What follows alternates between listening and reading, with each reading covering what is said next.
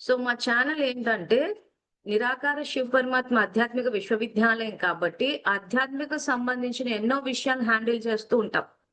ఇప్పుడు ప్రస్తుతానికి మీ బ్యాచ్ కి ఈ శ్లోకాల ద్వారా ఇప్పుడు స్టార్ట్ చేసాం. అంటే నేను చెప్పడమో 11 ఏళ్ల నుంచి చెప్తూనే ఉన్నా. సో ఎన్నో ఫీల్డ్స్ లో ఉన్న వాళ్ళని కవర్ చేసాం. సో దానికి సంబంధించి ఛానల్లో ఎన్నో ఉంటాయి. అవన్నీ చూసి మీరు కన్ఫ్యూజ్ అవ్వద్దు. ఎందుకంటే ఒక్కొక్క దానికి ఒక్కొక్క ఛానల్ ఓపెన్ చేస్తూ పోతే మాకు మేనేజ్ చేసే ప్రాబ్లమ్స్ వస్తాయి. తర్వాత రేపటి రోజున వీడియో రెఫరెన్స్ అన్న ఇవ్వాల్సి వచ్చినప్పుడు కొంచెం స్టూడెంట్స్ కూడా కన్ఫ్యూజ్ అయ్యే అవకాశం ఉంటది. కాబట్టి ప్రస్తుతానికి ఈ బ్యాచ్ ఏదైతే ఉందో మేము ఏవైతే చూడమని చెప్తున్నామో అవి గ్రూప్ లో పోస్ట్ చేస్తాం. ఆ పోస్ట్ చేసినప్పుడు అవి చూడండి. అవి కాకుండా కూడా ఛానల్ ఇంకా మీకు చాలా కనిపిస్తాయి. అవి చూసి నిర్ణయాలు తీసేసుకోవద్దు. అవి చూసి ఇంకేదో ఆలోచించొద్దు. ఎందుకంటే ఇప్పుడు మేము ఏం చెప్తున్నామో మీరే వింటున్నారు.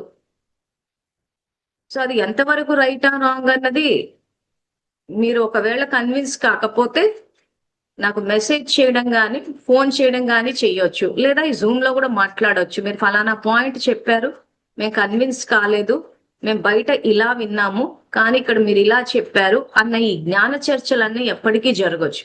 ఆ చర్చ అన్నది జరిగినప్పుడే మనకి ఆ స్పష్టత వస్తుంది. ఆ మార్గం స్పష్టంగా ఉన్నప్పుడే అడుగు ముందుకు వేయగలుగుతాం. ఎందుకంటే భగవద్గీత విషయానికి వచ్చేసరికి ఎక్కువ మటుకు శ్లోకాలు బైహార్ట్ కొట్టడమే జరిగింది.